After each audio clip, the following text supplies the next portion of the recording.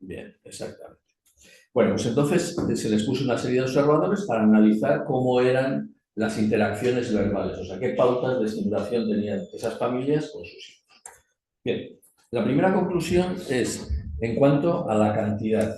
En cuanto a la cantidad, se estimó que en los primeros 4 años de vida, si no recuerdo mal, los tengo que preparar, el grupo de familias, digamos, que estimulaban bien a sus hijos, tenían una diferencia respecto a los que estimulaban mal de más de 30 millones de palabras. O sea, es decir, la estimación que había es que los de nivel socioeconómico bajo escuchaban a esos niños unos 15 millones de palabras y los que estaban bien estimulados aproximadamente unos 45 millones de palabras, ¿no? O sea, una diferencia brutal, más del triple de palabras.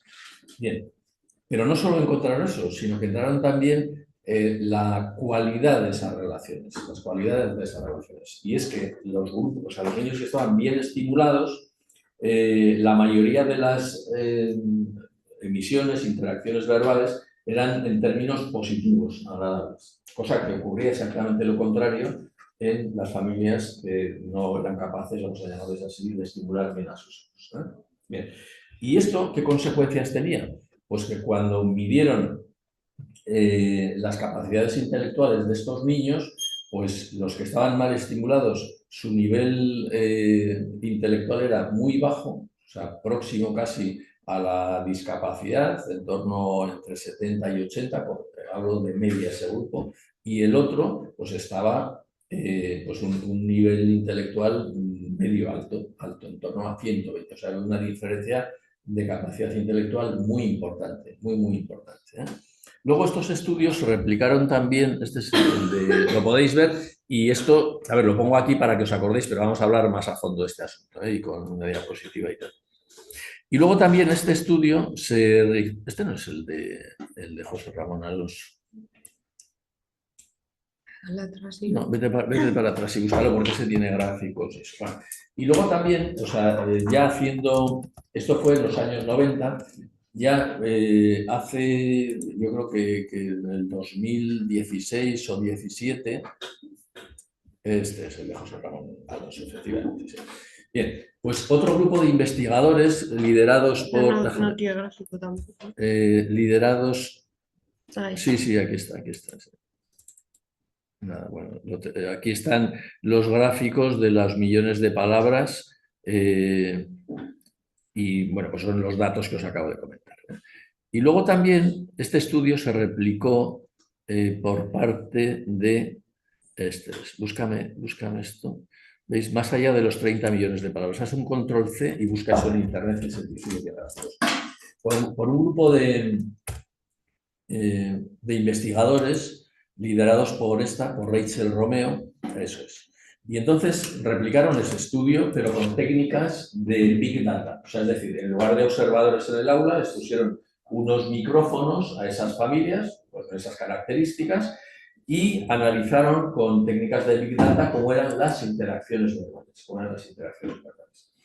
Y entonces encontraron otro dato más, aún más relevante. O sea, no solo había diferencias en la cantidad de palabras, no solo había diferencias en cuanto a la calidad de las interacciones, sino que había una tercera diferencia, que eran los turnos.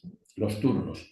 Es decir, las familias que estimulaban bien a los hijos tenían muchos turnos de palabras. ¿Qué significa muchos turnos de palabra en esas edades? Pues cuando una madre tú la ves en el parque o un padre, y está con su niño, a ver dónde está el pajarito, está allá, ¿de qué colores las hojas del árbol? Verde. O sea, ese tipo de interacciones cortas son las que generan el desarrollo intelectual, que son las que deben tener los niños muy pequeños. Si no, claro, si fuera cuestión del número de palabras, pues lo ponemos delante de la televisión y ya tiene todas las palabras que quiera, pero eso no sirve. Eso no sirve para generar desarrollo intelectual. Lo que cuentan son esas interacciones cortas, ¿eh? Eso es lo que genera la estimulación intelectual. Bueno, pues ese fenómeno es lo que se conoce como catástrofe temprana. Eso también lo utilizaremos en introducciones y tal, pero ya os lo quiero comentar, lo veremos quizá otro día un poco más a fondo con los datos, porque no lo había preparado, simplemente me he acordado que también podía encajar ahí, ¿eh? Pero bueno, ¿habéis oído hablar de este asunto? Pues a mí me parece muy relevante, ¿eh? Enormemente relevante. Muy bien, volvemos al tema. Luego, pues hablando del origen más desconocido, bueno, pues ya se puede prevenir en el 30 a 35% de los casos, pues mediante campañas de vacunación, diferentes medidas obstétricas y minimizarse siempre, pues mediante la atención temprana, la escolarización obligatoria, orientación psicopedagógica y luego ya hablo del alumnado con necesidades específicas de apoyo educativo en relación a la discapacidad intelectual, pues que se incluyen dentro de los ACNEAES que nos define la LOMLOE y, por supuesto, dentro de los ACNES. Y define un poco tanto ACNEAES como Ese ACNES. concepto también entiendo que lo tenéis claro, ¿no? O sea, todos son acneaes, pero dentro de los acneaes hay un grupo que son el de los acnés, que en este caso los grupos de discapacidad intelectual formarían parte de ese grupo de acnés. Y luego ya paso a hablar de las necesidades educativas especiales del alumnado con discapacidad intelectual. En el ámbito cognitivo, pues necesidad de estimulación multisensorial, de trabajar los conceptos lógico-matemáticos, el razonamiento, la resolución de problemas, desarrollar la percepción, atención, memoria, metacognición. Luego ya en el ámbito comunicativo-lingüístico, pues de mejorar la comprensión y expresión, de aumentar el vocabulario. En el caso de si no poseen lenguaje oral, que puede ser el caso, un sistema alternativo o aumentativo de comunicación, mejorar la seguridad y autoestima para iniciar conversaciones. En el ámbito motriz, pues el control tónico, desplazamiento independiente, adquirir los conceptos básicos de temporal espaciales, establecer la dominancia lateral, desarrollar la percepción visual, auditiva y estructuración espaciotemporal. Y en el ámbito socioafectivo, pues necesidad de supervisión en todos los aspectos relacionados con el autocuidado, adquirir un concepto positivo de sí mismos, conocer y gestionar sus emociones, adquirir hábitos de autonomía. Y ya me meto en los aspectos diferenciales en las distintas áreas del desarrollo. Primero hablo de lo que es el desarrollo, que es el cambio psicológico sistemático que se da a lo largo de la vida, debido tanto a variables internas del sujeto como a variables externas o ambientales, ya que no solo depende de las variables internas, sino que influyen muchos factores externos. Y abordo los criterios generales en las distintas áreas del desarrollo. Empiezo con el desarrollo cognitivo, que empiezo diciendo que no suelen alcanzar las operaciones lógico-formales y las estrategias más afectadas son la atención, la memoria, la percepción, la metacognición, simbolización y abstracción, la generalización de los aprendizajes y la conducta exploratoria, que suele ser poco sistemática y bastante impulsiva, sobre todo por el ensayo y error. En el desarrollo comunicativo lingüístico abordo los distintos niveles, que son el nivel fonético-fonológico, con los problemas de articulación y de soplo, el nivel semántico, que suelen tener un vocabulario bastante pobre, el nivel morfosintáctico, con problemas para construir oraciones, construcciones gramaticales sencillas, y el nivel pragmático, que no se, en ocasiones no se ajustan al contexto y les cuesta ponerse en el punto de vista del otro. Esto quiero que os acordéis perfectamente de este esquema, porque lo usaremos mucho y para desarrollar cualquier tema o cualquier supuesto, ese esquema es fundamental. O sea, cuando hablamos de lenguaje, de dificultades del lenguaje, nos acordamos de los distintos niveles del lenguaje, desde lo más básico, o sea, que son los sonidos, el fonético fonológico, el siguiente, que sería el semántico, o sea, el vocabulario, el siguiente, que sería el morfosintáctico, es decir, las terminaciones, las concordancias y la sintaxis de las frases, y por último el pragmático. Entonces esto siempre lo vamos a usar eso para cualquier supuesto, cualquier dificultad, pues porque siempre está alterado. O sea, los alumnos con dificultades del lenguaje en sí mismos, los alumnos con discapacidad cognitiva, los autistas, pues los autistas, por ejemplo, tienen más problemas con la parte pragmática, pero bueno, acordaos siempre de ese esquema, ¿no? Cuando vayáis a desarrollar algo relacionado al lenguaje. Sí, y luego hablo pues de la posible necesidad de utilización de algún sistema alternativo o aumentativo de la comunicación.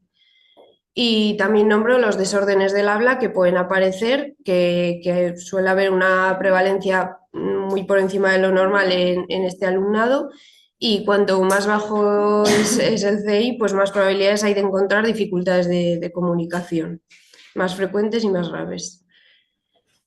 El desarrollo psicomotor, que es muy heterogéneo. Primero hablo de la motricidad gruesa, de los problemas tónico-posturales, del equilibrio, la coordinación, la estabilidad. Y hablo de las características diferencias de este desarrollo, pues dificultades en la coordinación, problemas en la motricidad gruesa, organización del esquema corporal y dominancia lateral, organización espaciotemporal, y paso a hablar del desarrollo socioafectivo. Hablo de las primeras etapas, que es frecuente que aparezca un retraso en la aparición de conductas afectivas. Con respecto al control y el equilibrio emocional, pues pueden presentar una baja tolerancia a la frustración y que pues se pueden ver cuadros de ira y descontrol emocional. El autocontrol y la autorregulación pues tiende a ser escaso como consecuencia de su reducida capacidad pues, para comprender la realidad y para anticipar las consecuencias, y suelen utilizar unos mecanismos más inmaduros. También suelen presentar un bajo autoconcepto y autoestima debido pues, a esa larga historia de frustraciones. En la adaptación familiar, pues sobre todo son importantes las primeras etapas, pues la aceptación de la discapacidad del hijo y ese apoyo familiar es importante. Y en la adaptación escolar, pues se pueden presentar problemas de relación, sobre todo con los iguales, y suele haber un comportamiento de intentar agradar, de no discutir con nadie y una actitud retraída. En cuanto a la aceptación social, presenta pues, dificultades de relación y de trato interpersonal, y suelen presentar escaso interés por los juegos cooperativos porque no se sienten integrados. En cuanto a la prevalencia de trastornos mentales y de conducta asociados, si nos fijamos en los datos del INE de 2012, pues vemos que están el trastorno de déficit de atención con hiperactividad, el trastorno de espectro autista, trastornos de estado de ánimo, ansiedad, trastornos obsesivos compulsivos, del sueño, de movimientos estereotipados de la personalidad y neurocognitivos principalmente. Para la identificación de las necesidades especiales de estos alumnos, he empezado hablando de la evaluación médica, que bueno, o sea, no se hacen desde los centros educativos, sino desde los servicios médicos, pero que es fundamental también. Y luego ya hablo de la evaluación psicopedagógica. Entonces, comienzo hablando de lo que establece la LOMLOE, que nos establece que es necesario o que es preciso para identificar tempranamente sus necesidades educativas y para, de este modo, establecer la atención que sea necesaria en base a ella. Y me baso pues, en la orden EDU/53/2018 de 31 de julio, que es en la que en la Comunidad Autónoma de La Rioja regula la evaluación psicopedagógica. Y bueno, pues explico lo que es, que permite identificar las necesidades educativas del alumnado y permite pues, concretar las decisiones a adoptar, y lo que se busca es su máximo desarrollo personal, intelectual, social y emocional y la adquisición de las competencias clave. Entonces hablo de quién lo lleva a cabo en los centros de educación infantil y primaria, que son los equipos de orientación educativa y psicopedagógica. En el caso de los centros de educación secundaria, sean los departamentos de orientación, y en los centros de educación especial, el pedagogo, psicólogo o psicopedagogo de centro, y que se debe informar a los padres. Para evaluar el nivel de desarrollo, pues empleamos las pruebas estandarizadas que tienen fiabilidad y validez y que están basadas en unos criterios científicos y estadísticos. Entonces hay muchos tipos, tenemos pues para medir la inteligencia, para medir aptitudes verbales, numéricas y espaciales, para medir la atención e hiperactividad, el lenguaje, las habilidades específicas como la memoria, la creatividad o la lateralidad, y por último para medir el desarrollo. Y también hablo de las pruebas no estandarizadas, que no cuentan con la rigurosidad de las anteriores y las podemos pasar los maestros. Las pruebas estandarizadas sí que las tiene que pasar, en este caso, un orientador. Sí, bueno, eso no es exactamente así, pero parecido. O sea, no es por el hecho de ser estandarizadas o no, es por el hecho de qué tipo de evaluación se realiza. O sea, por ejemplo, las de lectura, esas son estandarizadas, pero esas las podéis pasar perfectamente. Las casas por aclarar este tema, ¿no? Ya que ha salido, las casas que publican, las editoriales que publican pruebas, pues por ejemplo TEA o Pearson, tienen una clasificación de pruebas quiero decir, digamos, requisitos son requeridos para enviar esa prueba, ¿no? Entonces, hay algunas, las de inteligencia, por ejemplo, pues solamente las podemos pasar a los psicólogos.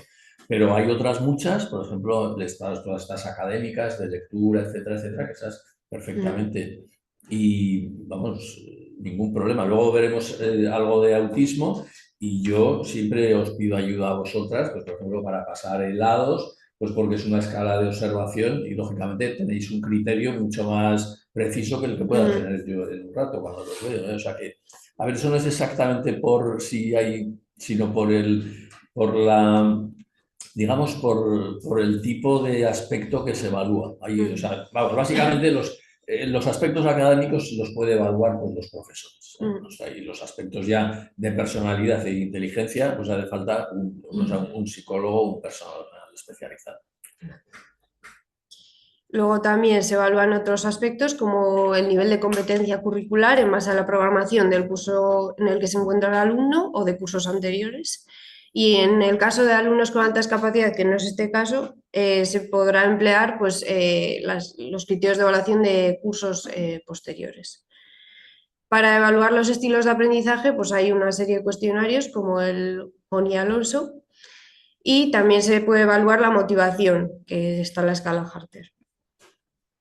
Para la evaluación del contexto educativo, pues además de hablar con el resto de profesores, pues se pueden pasar también una serie de cuestionarios o escalas.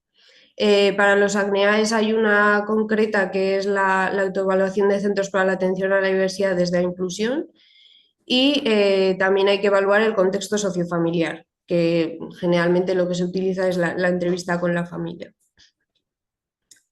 Ya hablando del informe psicopedagógico, tiene una serie de apartados que son los datos personales, historia escolar, motivo de evaluación, los servicios que recibe o ha recibido, momento de escolarización, cómo es el desarrollo general del alumno, el desarrollo biológico, desarrollo cognitivo, ya hablando ya de cada uno de los apartados del desarrollo, psicomotor, socioafectivo. Luego ya se aborda el nivel de competencia curricular, el estilo de aprendizaje, que en lo que se abordan pues, son las condiciones físico-ambientales que necesita el alumno para el mejor desarrollo académico, tipo de agrupamientos que prefiere, cuál es su nivel de atención, ritmo de trabajo, autoconcepto, cuáles son los refuerzos que mejor le funcionan, qué atribuciones realiza de sus éxitos y fracasos, qué áreas le motivan más, qué contenidos, qué actividades, el estilo cognitivo que le caracteriza, si es más impulsivo, si tiene buena disposición hacia la tarea o si prefiere evitarla.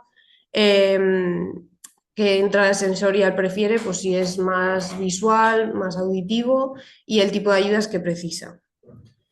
Luego también se abordan los aspectos más relevantes del proceso de enseñanza-aprendizaje en el aula y en el centro, y se tiene que valorar pues, si en el centro las condiciones que hay son favorables para atender a sus necesidades, si necesita ayudas técnicas, una mayor sensibilización del profesorado. En el aula pues procuraremos adaptar todo el mobiliario, la organización de espacio, las interacciones con el alumnado, pues adecuar la programación también a las necesidades del alumno en concreto, las expectativas. Y luego también es muy importante, una vez más, la influencia de la familia y el contexto social en el que se está desarrollando el alumno. Pues tener en cuenta pues, el nivel socioeconómico de la familia, el número de hermanos, pues, cómo está la dinámica interna de la familia. Y el contexto social, pues ver qué hace el alumno, por ejemplo, por las tardes, si va a algún tipo de asociación, los grupos de ocio.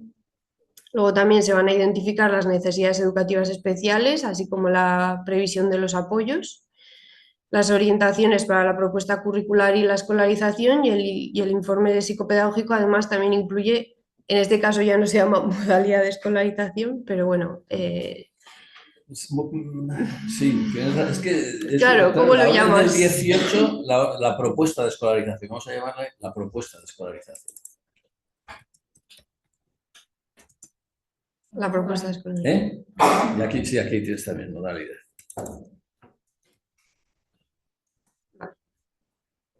La que es más adecuada.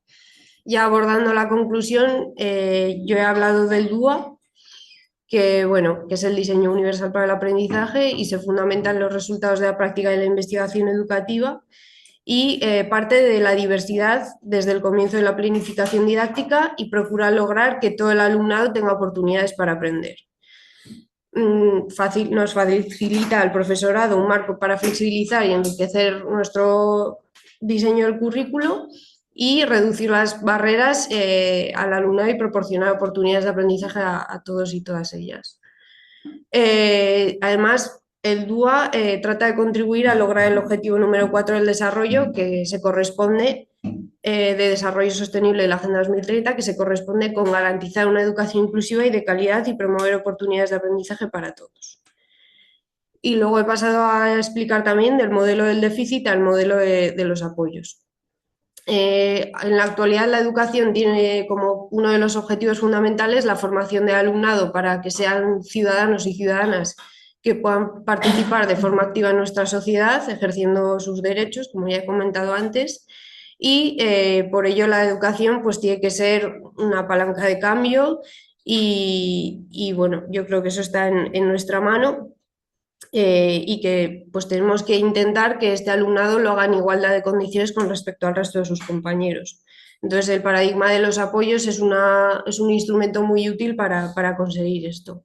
Y para ello, pues los docentes debemos formarnos en todos estos aspectos que procuren ayudar al alumnado a conseguir lo máximo que pueda en las distintas etapas de su vida. Y luego ya abordo la bibliografía y bibliografía, que he incluido tanto páginas web como distintos artículos.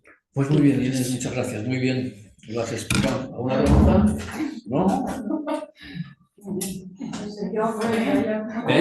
Me quedo afónica y todo. Sí. ¿Qué páginas? Bueno, a ver, es que este es un clásico. Este es un clásico de aquí de las clases. A ver, nosotros vamos a hacer temas, pues, a ver, que hay que tratar todo. Ya el resumen lo dejo de tu cuenta. Hombre, claro, ya el resumen, a ver, es que yo quiero una cierta personalización por parte de cada uno de vosotros, o sea, vosotras, o sea, pues Sí, se pone un poco todo, ¿no? claro, pero es que no hay una solución única ni perfecta y unas a lo mejor sois capaces de escribir en 2 horas 14 folios y otras 8. Pues es que claro, pero no podemos hacer temas de 6 hojas pensando, aquí no estamos para que todo, o sea, quiero decir, vamos al nivel máximo. Yo cuando hago los temas procuro llegar al nivel máximo de conocimiento de tal. Y luego ya, oye, pues es que sí, ponerle un poco todo así lo más importante, claro, y luego ya. Claro. A ver, eso que acabas de decir es muy importante. Vamos a ver, cuando estás haciendo un tema, a ver, el que no sabe, pues oye, pobrecito que haga lo que pueda, que escriba todo lo que pueda, pues bienvenido es, ¿no?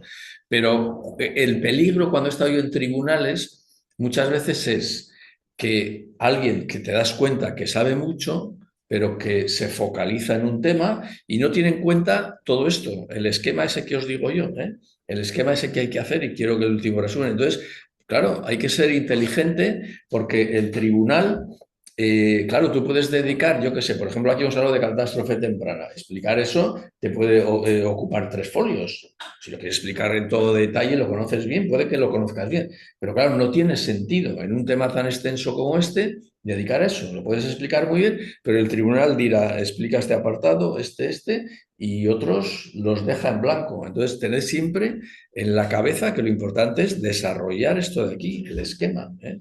Eso es lo importante. Sí, que es mejor decir un parrafito, ¿no? Por supuesto, por supuesto. Por supuesto.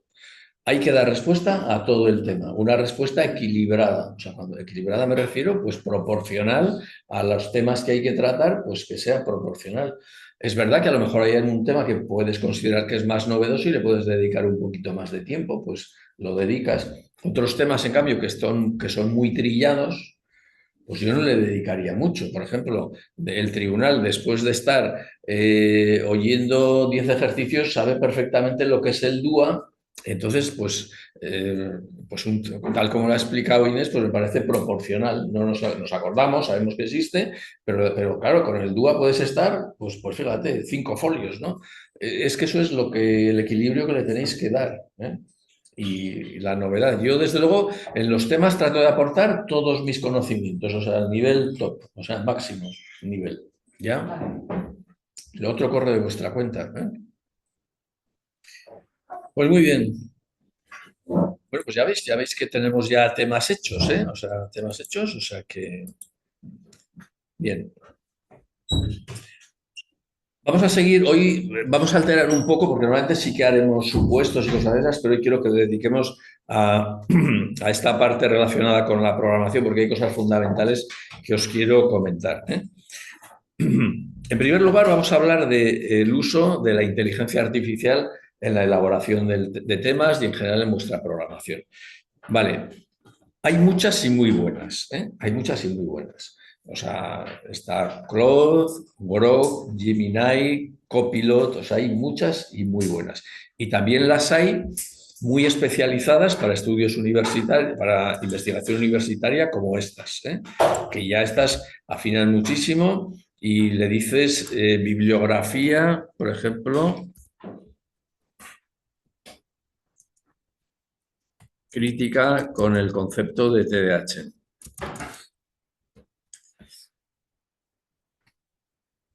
Y entonces te afinan, vamos, una barbaridad, ¿eh? O sea, es decir, que hay para todos los gustos. Entonces, las que queráis, veis, por ejemplo, esta, o sea, es súper especializada en investigación universitaria, estas dos, ¿eh? Pero bueno, yo la que más me gusta, la que más me gusta es ChatGPT 5, ¿eh? O sea, ya estamos en la versión 5, la que vamos a usar. A mí es la que más me gusta. Por eso he pedido comprar la licencia para que la usemos aquí.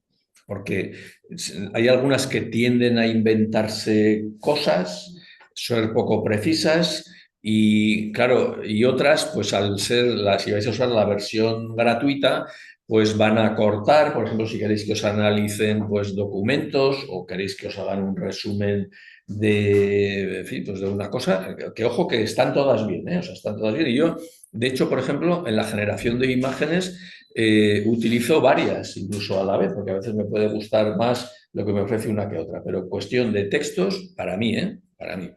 La mejor es el ChatGPT 5.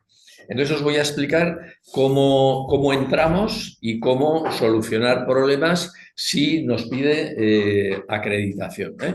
Porque a veces puede ocurrir que estéis usando las dos a la vez y entonces a una os eche y entonces tengáis que entrar más tarde. Yo os pido que la uséis, aunque somos un grupo reducido de 15 o 16 personas, pero que la uséis con moderación y que no le pidáis cosas que es más fácil hacerla con otras inteligencias artificiales. Por ejemplo, yo qué sé, pues una imagen, pues no os lo recomiendo porque las otras son igual de buenas, es lo que más le cuesta, entonces, sobre todo para textos, ¿eh? Por otra parte, al utilizar todos esta cuenta, que ya la usé el año pasado con el grupo de preparación de orientación, pues es una inteligencia ya muy entrenada en temas de La Rioja, de normativa y tal, y vais a ver que da unas respuestas muy afinadas, ¿no? Entonces os voy a explicar, voy a entrar para que veáis cómo entramos. Entonces, ponemos ChatGPT y vamos a entrar con esta cuenta de correo, ¿eh?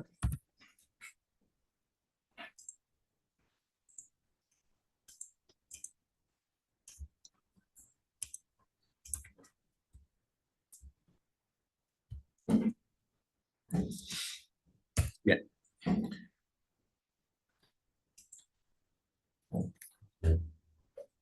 Entonces le decimos, lógicamente, iniciar sesión, ¿eh? Venimos aquí a iniciar sesión. Una cosa, os podéis traer los ordenadores. Bueno, alguna ya veo que os traéis el portátil y tenéis aquí conexión, ¿eh? en la academia. El otro día no me funcionaba.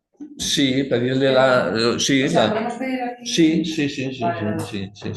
Aquí tenéis creo que este será el nombre de usuario y contraseña, y si no se lo pedimos, ¿eh? Bien, entonces venimos aquí y decimos dirección, o sea, nos pide loguearnos con dirección de correo electrónico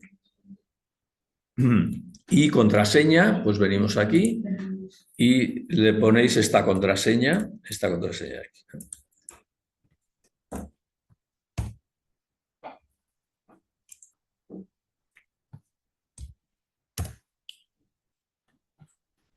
Bien, entonces esto puede ocurrir cuando él detecta que estamos entrando desde un sitio extraño que no lo conoce, pues nos dice que nos ha mandado un código de verificación. Un código de verificación a una cuenta que también tenemos el acceso. Entonces vamos a entrar a esa cuenta. Esto puede ocurrir, o sea, habitualmente cuando ya conozca, sea familiar esa dirección desde la que entráis, nos lo pedirá.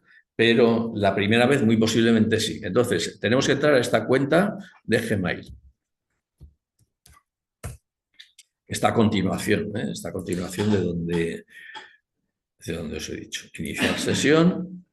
Entonces, la cuenta de notificaciones es esta. Entonces, entramos aquí, a esta cuenta.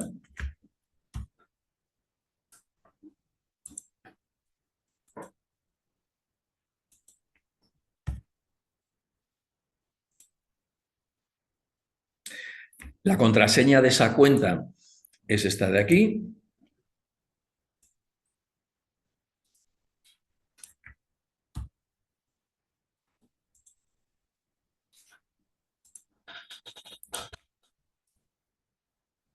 Uy, me parece que he copiado mal porque no era tan larga esto. Vamos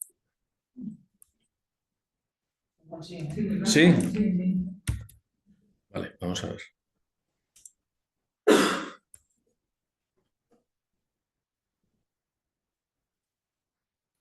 Pues sí, era eso. Y aquí tenemos nuestro código de verificación, el último. Y entonces, pues sencillamente lo copiamos, volvemos otra vez a ChatGPT 5, lo ponemos el código de verificación y ahora pues entraremos ya sin problemas, ¿no? Bien, pues ya está. Este es el problema que os puede surgir. Usuario, contraseña y que nos detecte, nos conozca o que en ese momento alguien esté usándolo. Entonces os pedirá ese código de verificación, entréis a esa cuenta y ya está. ¿De acuerdo? Bien. Entonces, vamos a probar, ya que os he dicho al principio, lo de bibliografía normativa APA, porque hay otras inteligencias artificiales que se suelen, y aquí, por ejemplo, también te da mucho cuando le pidéis cosas que le podéis decirle que os la referencie. Lo usaremos bastante, no estáis familiarizados con el uso de las inteligencias artificiales, pero la clave está en que lo que le pidamos esté bien estructurado, o sea, que le digamos que queremos que esté referenciado, que sean autores relevantes, o sea, que el prompt, eso que se conoce como el prompt, que no es otra cosa que las preguntas que le hacemos, estén bien estructuradas y tengan sentido. Entonces le vamos a pedir, por ejemplo, una bibliografía sobre autismo o sobre TEA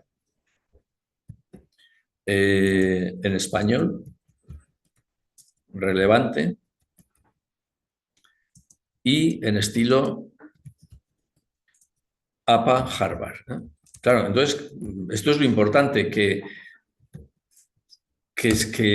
la pregunta esté bien estructurada, porque si no, él nos lo va a poner a su manera.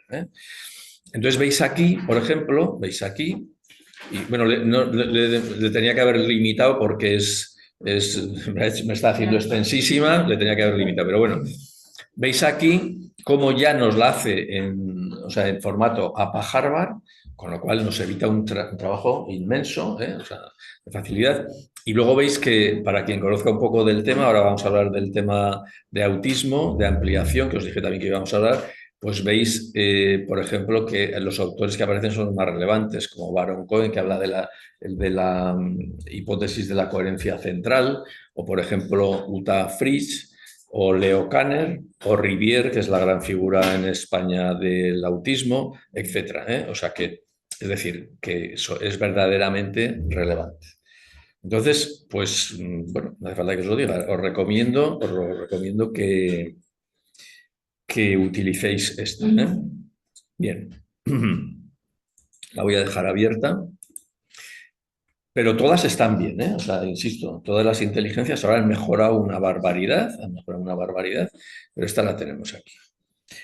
Bien, entonces, por tanto, ¿para qué os puede servir esto? Pues para decirle que os resuma un tema, un punto que no entendéis, o que os amplíe una información, pues para esto viene genial, genial porque te ahorra un montón de trabajo. Luego os voy a explicar otra cosa que os va a ser muy útil. Pero de momento os digo esto. Sigo con cosas para la programación, ¿eh? A ver, hay un montón de aplicaciones informáticas que son muy interesantes para el aula y que podéis utilizar, no solo que podéis, sino que os dije el otro día, que debéis utilizar para hacer vuestras actividades, cosas con alumnos, etc. A ver, una de las mejores que hay, y es de las de la profesora Tecla, además que lo tenéis aquí, del proyecto Explora, del proyecto Explora. Entonces, además tenéis la ventaja de que tenéis aquí el Prezi con las herramientas y tutoriales de cada una de estas cosas. Tú te lo sabes bien porque estuviste ayer en el curso, que hemos dado del proyecto Explora.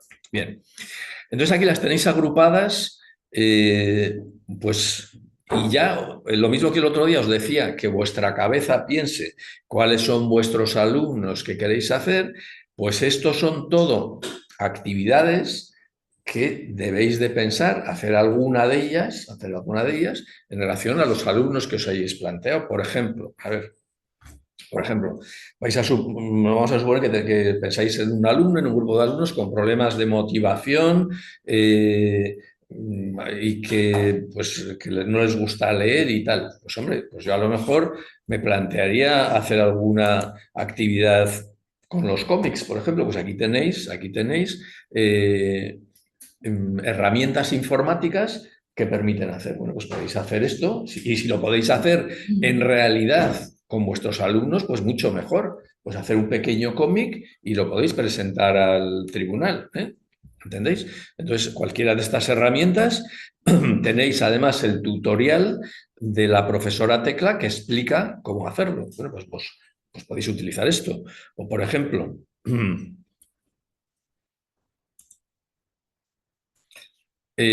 también podíais utilizar pues, cuentos interactivos, crear un cuento interactivo, ¿no? Pues aquí tenéis, en cada uno de estos apartados, tenéis las mejores herramientas informáticas para hacer cosas de estas. Y si tenéis problemas, pues tenéis un tutorial que os va a explicar cómo hacerlo. Lógicamente, como comprenderéis, en esta clase no vamos a poder. Yo hablaré algunas, pocas cosas de estas, pero quien quiera algo más especializado, ahí lo tiene todo, ¿no? Entonces, todas estas herramientas para hacer trabajos colaborativos entre compañeros, pues imaginaos un problema de relación, tal, o niños autistas con dificultades de habilidades sociales, pues podéis tener aquí, o chicos con problemas de funciones ejecutivas, razonamiento, pues tenéis cosas de pensamiento computacional, de programación robótica. Podéis utilizar, por ejemplo, la hora del código, por ejemplo, tenéis aquí, la hora del código, me parece. Bueno, un montón de cosas que alguna iré comentando, pero que sepáis que acordaos de esto, que si es posible, que lo hagáis realmente. Quien esté trabajando con alumnos y le encaje alguna de estas cosas, que las haga. Que las haga, porque luego vais a estar mucho más seguras cuando presentéis algo al tribunal, si lo habéis hecho de verdad, ¿de acuerdo? Entonces os recomendaría que hicierais alguna de estas cosas.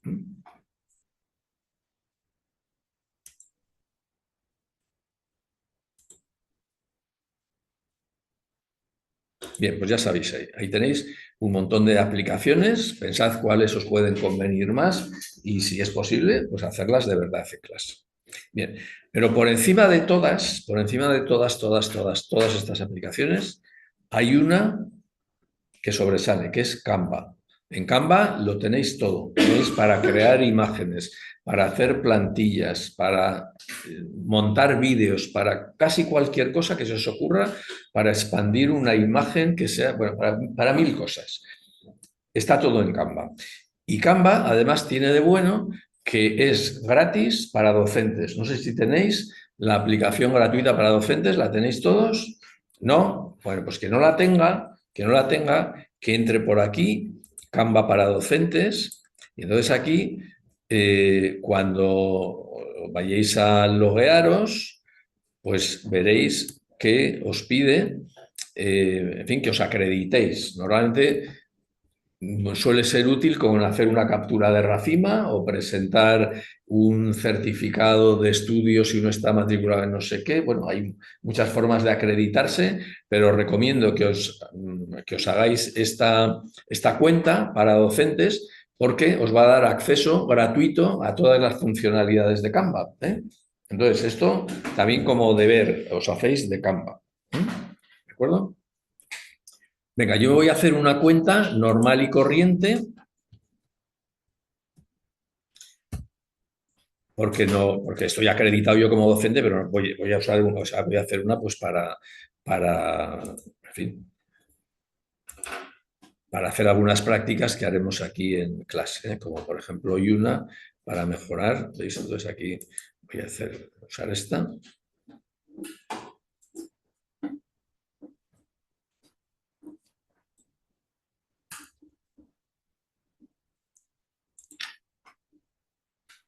Es una maravilla, ¿eh? De verdad. ¿La usáis todos Canva? Habitualmente.